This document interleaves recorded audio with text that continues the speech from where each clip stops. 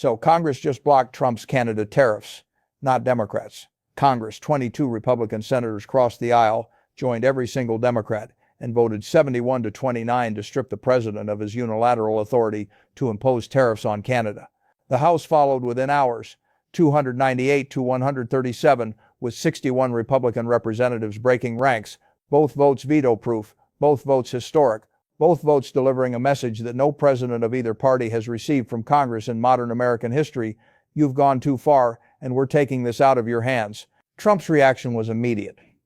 But it wasn't the volcanic, explosive, all-caps social media eruption the world has come to expect. It was something different, something colder, something, according to people who were in the room, far more unsettling. He called 3 of the Republican senators who voted yes. Each call lasted less than 2 minutes. Each ended with 2 words: "You're finished." And then Warren Buffett, at a Berkshire Hathaway shareholders event in Omaha, said something about the American system that nobody expected to hear from a man who has spent the last year issuing what amounted to a series of increasingly devastating eulogies for American economic leadership. When you hear what Buffett said, which Republicans voted yes and why, what Trump did when the veto was overridden, and what this vote means for the damage that's already been done, you'll understand why political historians are calling this the most significant congressional rebellion against a sitting president since Republicans voted to impeach Richard Nixon in 19... Hit subscribe because this changes everything. Let me take you to the Senate floor. The chamber was full. Every single senator present. No absences, no strategic no-shows, no convenient overseas trips. The galleries were packed with press, congressional staff, and a row of visitors that included notably several farmers from Iowa in worn Carhartt jackets who had driven 11 hours to watch the vote in person. The tension in the room was physical. Everyone knew what was about to happen, but nobody quite believed it would. The bill was called the North American Trade Stability Act. Its lead sponsors were a Republican senator from Iowa, a man who had voted for Trump twice, campaigned with him, endorsed him without reservation, and whose state had been gutted by retaliatory Canadian tariffs on corn, soybeans, and pork, and a Democratic senator from Michigan, whose constituents were watching auto plants shut down and gas prices spike because of a bridge blockade and tariff chaos that had turned the Detroit corridor into an economic disaster zone. The 2 men who had barely spoken before this crisis had co-authored the bill in 6 weeks, whipping votes across party lines with a shared argument that was as simple as it was devastating. The president's trade policy is destroying our states, and if we don't stop it, nobody will. The Republican lead sponsor rose to speak. The chamber went quiet. He was a tall man, silver-haired, mid-60s, with the weathered hands of someone who had grown up on the kind of farm his constituents were now losing. He spoke without notes. "I did not come to the United States Senate to destroy the livelihoods of the people who sent me here." He said, "I support this president on many issues. I have defended this president when I believed he was right. But I will not support a trade policy that is closing factories in my state, bankrupting farmers in my district, and raising prices for every family I represent. The people of Iowa did not elect me to be loyal to any one man. They elected me to protect their interests, and their interests require me to vote yes on this bill today." The silence that followed was the kind that exists only in rooms where everyone is holding their breath. The roll call began. The clerk read names alphabetically. The first Republican to vote yes drew a murmur from the gallery. The second drew a louder one. By the 5th Republican defection, the press gallery was in controlled pandemonium. Reporters typing furiously, texting editors trying to keep count.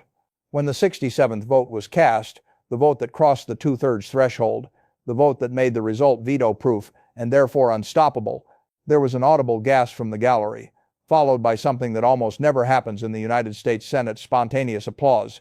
The presiding officer gave for order. The applause continued for several seconds before it stopped. Final tally, 71-29. All 49 Democrats, 22 Republicans. A margin so large that even if every single one of the 22 Republicans had changed their mind under pressure, the bill would still have had more than enough votes to pass on a simple majority. But the veto-proof threshold was the point. The senators didn't just want to pass the bill. They wanted to make it untouchable. They wanted Trump to know that even if he vetoed it, which everyone expected him to do, they had the votes to override. They wanted to end this permanently. The North American Trade Stability Act doesn't just block the current tariffs. It rewrites the rules of the game entirely. Let me walk you through what this bill actually does, because the scope is far more sweeping than the headline suggests.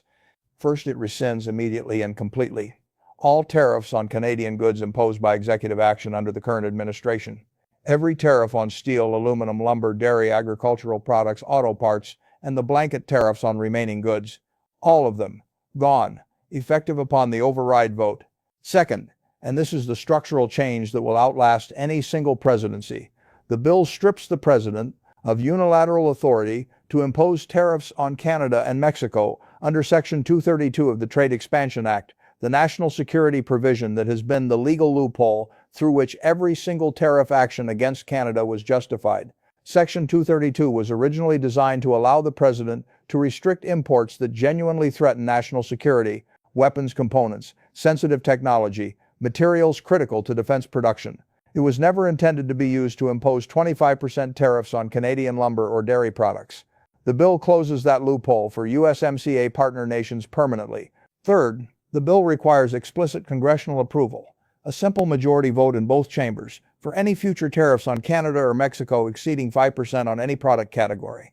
The president can propose tariffs, the president can negotiate, the president can advocate, but the president cannot act alone. Congress must vote. Fourth, and this is the provision that legal scholars are calling the most innovative piece of trade legislation in decades, the bill includes a snapback mechanism. If any future president attempts to reimpose tariffs on Canada or Mexico through executive action, through any legal theory, under any justification, using any provision of any statute, the snapback clause automatically triggers a congressional override vote within 48 hours. No committee hearings, no procedural delays, no filibuster, a straight up or down vote on whether the tariffs stand or fall. Congress didn't just block these tariffs. They built a constitutional firewall around North American trade policy so thick that no future president of either party can do what this president did without Congress's explicit consent. The House passed the companion bill 4 hours later, 298 to 137. 61 Republican representatives voted yes, nearly a third of the entire Republican conference. Many from the same states that had been systematically devastated by the tariff chaos: Michigan, Alabama, Ohio, Iowa, Wisconsin, Pennsylvania, Indiana, Tennessee, South Carolina. The rebellion wasn't a handful of retiring members with nothing to lose or moderates in purple districts hedging their bets. It was a broad, deep, geographically diverse revolt by Republicans who had concluded, some reluctantly, some angrily, some with visible anguish on the House floor, that loyalty to the president was no longer compatible with loyalty to the people who had elected them. But the vote totals don't tell you the real story. Numbers don't bleed, people do. The real story is why those Republicans broke what they saw in their districts, what their constituents said to their faces, what finally made the political calculus of supporting the president more dangerous than the political calculus of opposing him. The Iowa senator, the lead sponsor, had watched his state's agricultural economy collapse over the preceding year. Canadian retaliatory tariffs on American corn, soybeans, and pork had closed export markets that Iowa farmers had spent decades building. Farm bankruptcies in the state were up 40% in 12 months. Land values, the measure of wealth that farming families use the way urban families use home equity, had dropped 15%. Farmers who had operated the same land for 4 generations were selling because they couldn't make the loan payments on equipment they'd bought when export markets were open and prices were stable. The senator held a town hall in Polk County 3 weeks before the vote. He expected frustration. What he got was something closer to grief. A 63-year-old soybean farmer named Dale Gunderson stood up, holding a folder of bank statements, and said, "Senator, I've voted Republican my entire life. My father voted Republican. My grandfather voted Republican. We believed in free markets and free trade and keeping the government out of our business. And now the government, our government, the one we voted for, has destroyed my export market, collapsed the price of my crop, and my bank is telling me I have 90 days to refinance or they're taking the land. 4 generations, 90 days. His voice cracked. "I'm not asking you to be a Democrat. I'm asking you to be an Iowan." That town hall was the turning point. The senator told colleagues afterward, "I can survive a primary challenge. I can survive Trump's anger. I cannot survive looking Dale Gunderson in the eye and telling him I chose a tariff policy over his family's farm." The Alabama senator's conversion was even more abrupt. She had initially defended the tariffs publicly on Fox News, with the kind of confident certainty that comes from believing the policy would work. Then Toyota pulled $9 billion out of Huntsville, 4,000 direct jobs, 10,000 indirect jobs, an entire city's economic future gone overnight. The municipal bonds downgraded, the construction workers laid off, the subdivisions frozen, the small businesses closing. The morning after the Toyota announcement, she called the bill's lead sponsor from her car in the parking lot of a Huntsville church where she'd just met with laid-off construction workers. "I'm in," she said. No negotiation, no conditions, no political calculation about timing or messaging. She'd seen what the tariffs had done to her state, and she was done defending them. Think about that for a moment. A Republican senator in one of the reddest states in America, who had publicly and repeatedly defended the president's trade policy on national television, reversed her position in a single morning because she saw what the policy was doing to real people in a parking lot in Huntsville. That's not ideology, that's not strategy. That's a human being watching her community be destroyed and deciding that no political loyalty is worth that. The Michigan delegation's break was driven by the bridge crisis and the auto plant shutdowns. Both Republican representatives from suburban Detroit districts voted yes. Their constituents were Ford workers laid off from the Dearborn truck plant, GM workers facing layoffs in Flint, commuters paying $5 a gallon for gas, small business owners watching the Detroit corridor, one of the most productive manufacturing regions on earth, choked to death because a bridge was blocked and parts couldn't cross a river. One of those representatives held a town hall in a VFW hall in Livonia, Michigan, 2 weeks before the vote. A UAW member named Tony Serrano, 44 years old, who had worked at Ford's Rouge complex for 19 years, stood up and addressed the congressman directly. "I voted for your president," Serrano said. "I believed him when he said he'd bring jobs back. Instead, he took mine. I'm on temporary layoff because parts are stuck on a bridge. My wife works at a parts supplier that just cut hours. My kids are asking me why I'm home in the middle of the day." He paused. "I'm not asking you to be a Democrat. I'm asking you to take back his tariffs before I lose my house." That exchange was captured on a cell phone video. It went viral within hours, 14 million views across platforms. The congressman voted yes 2 days later. When asked by a reporter whether the video influenced his decision, he said, "Tony Serrano influenced my decision. His family influenced my decision. Every family in my district influenced my decision. The president didn't lose my vote. My constituents won it."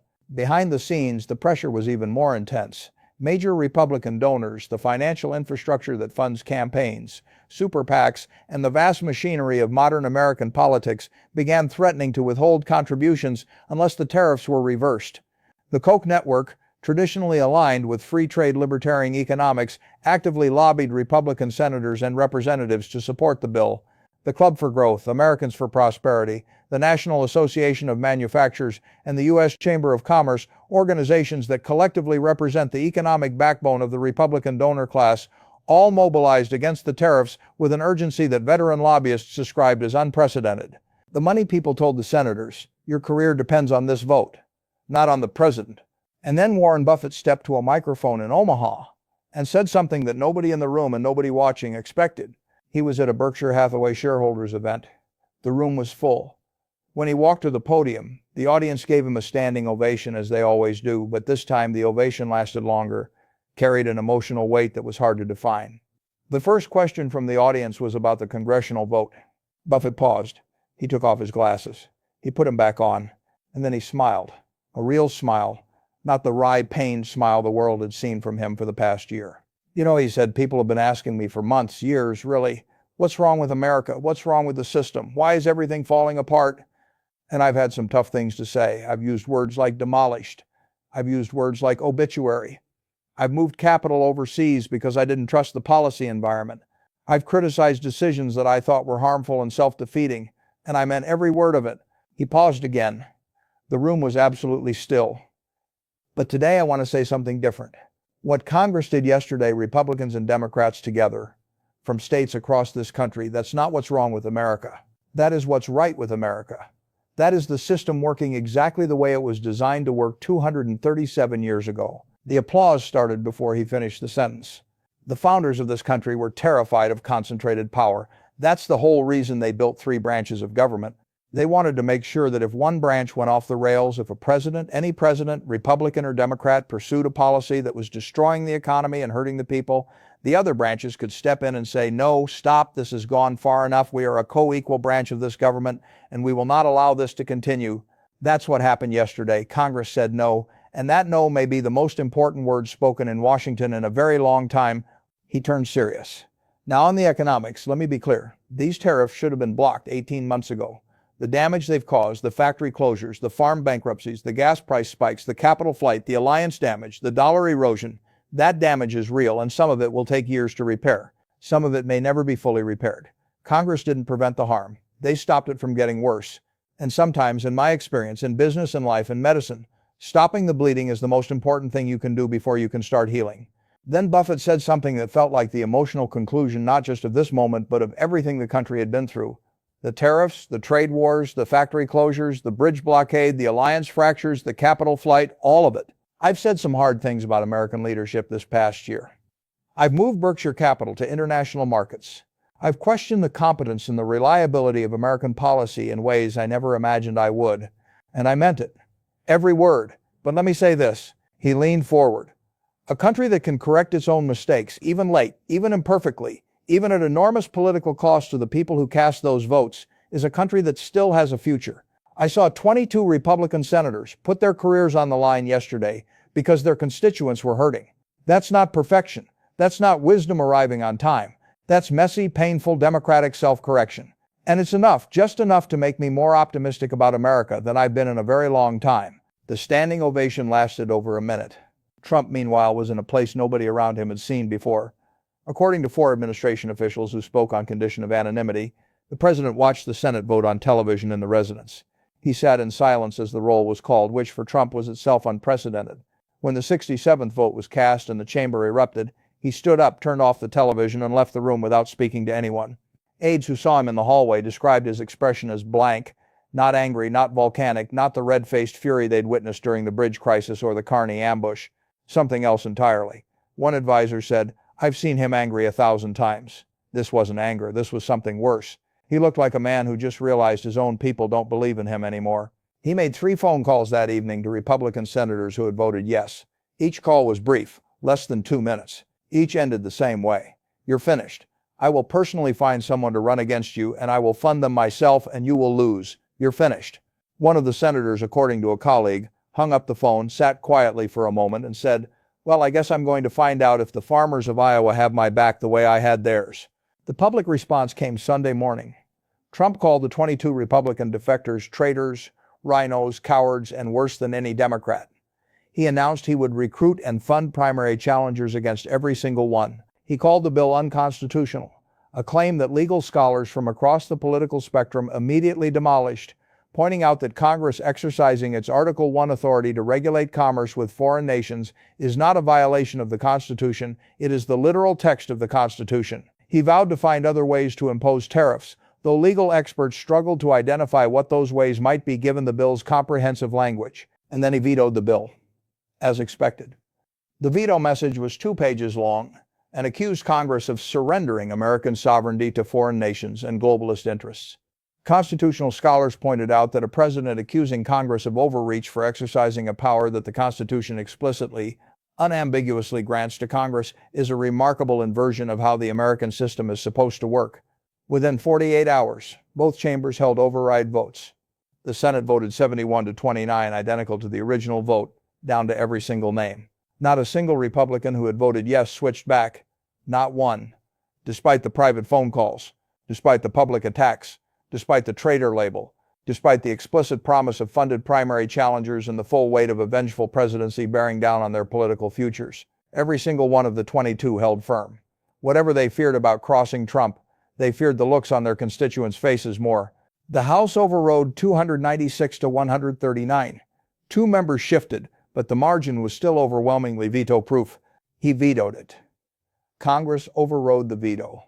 The tariffs on Canada are dead, and there is nothing, no executive order, no emergency declaration, no creative interpretation of presidential authority that can bring them back without Congress's explicit approval.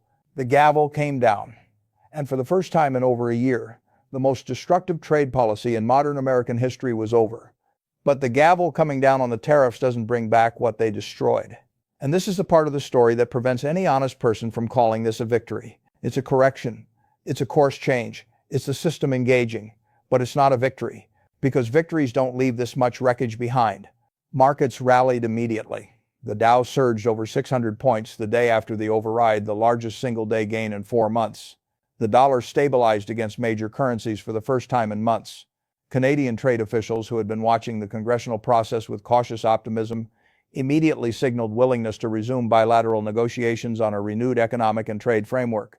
Mark Carney announced that the energy export levies Canada had imposed in response to the bridge blockade and the broader tariff conflict would be reviewed for de-escalation in light of the congressional action, language that diplomats interpreted as the beginning of a deliberate, staged withdrawal.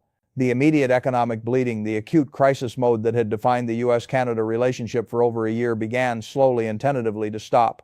But the wounds are deep. Some of them are permanent, and no congressional vote, however historic, can heal them. Toyota's $9 billion investment isn't coming back to Alabama. The factory complex is already under construction in Ontario. Steel rising, workers hired, production timelines set. The 4,000 direct jobs and 10,000 indirect jobs that Huntsville was promised are being created in Canada. The municipal bonds Huntsville issued to build infrastructure for a factory that no longer exists will be paid by Huntsville taxpayers for the next 25 years. That investment is gone, permanently. The farm bankruptcies already filed in Iowa, Wisconsin, Nebraska, and the Dakotas can't be unfiled. The land already sold at distressed prices can't be unbought. Dale Gunderson's 4-generation family farm can't be unforeclosed. The export markets that Iowa soybean farmers spent decades building in Canada, relationships cultivated over years, contracts built on trust and reliability, were destroyed in weeks by retaliatory tariffs and will take years to rebuild if they can be rebuilt at all.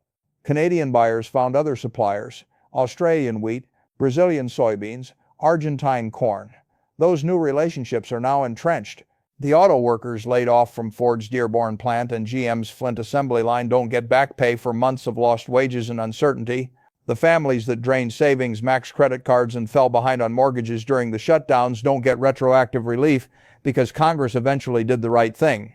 Tony Serrano and his wife don't get those months back. The alliances damaged with Australia, Japan, the European Union will take years of consistent, predictable, reliable American behavior to rebuild. And trust, once broken at the institutional level between nations, doesn't heal on any politician's timeline. The Democratic Prosperity Compact that Carney negotiated with the EU isn't going to be dissolved because Congress reversed a tariff policy.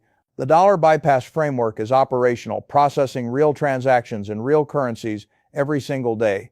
The currency swap line between the Bank of Canada and the ECB is live and functioning.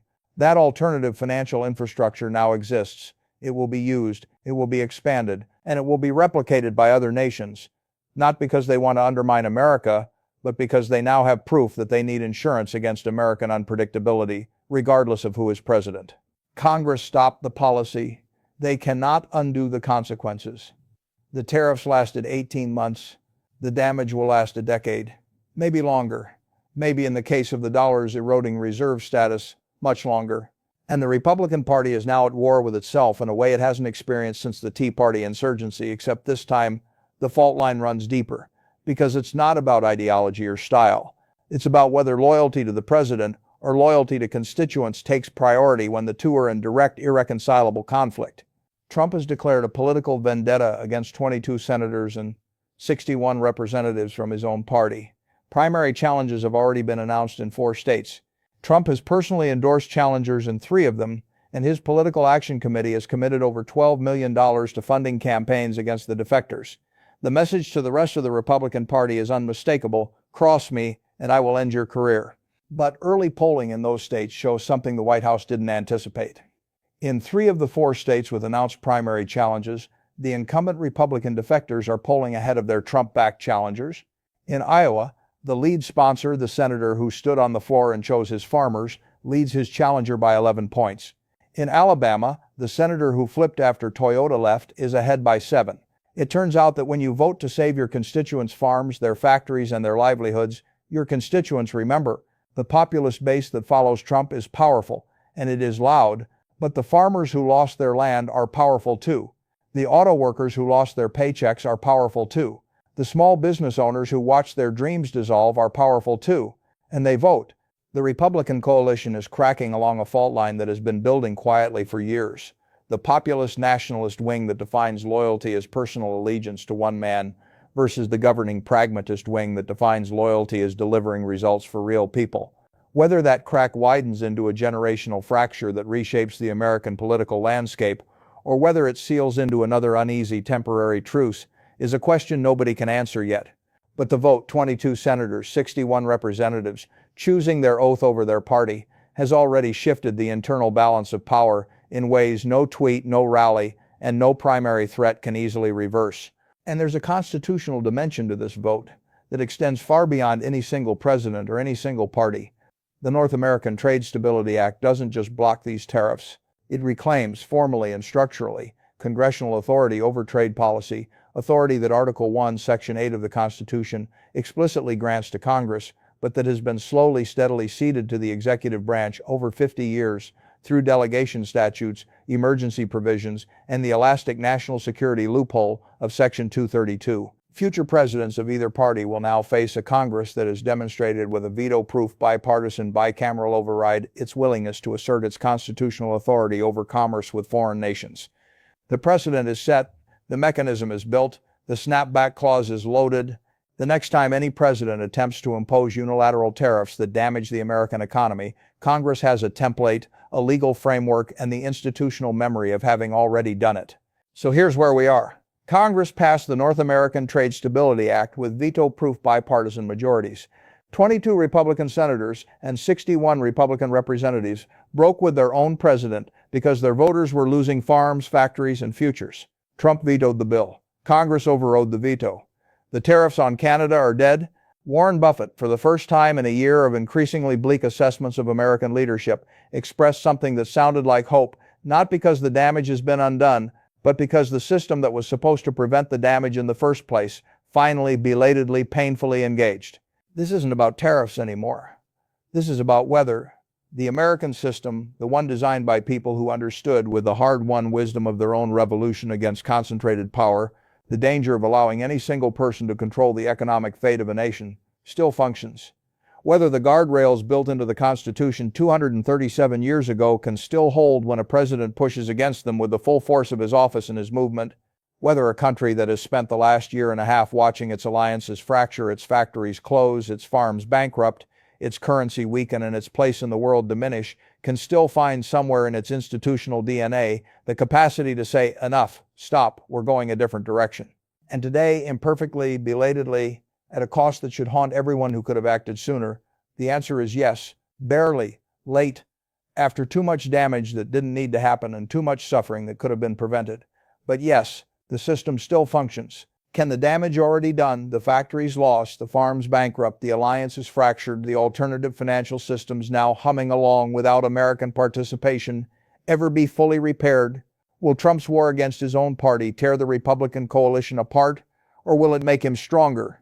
And the question that Warren Buffett answered with something close to hope for the first time in a very long time: does a country that can correct its own mistakes, even late, even badly, even after the people it was supposed to protect have already paid the price, still have a future worth believing in? The tariffs are dead, the damage is real, and the system bruised, battered, and late to the fight is still standing. Keep watching.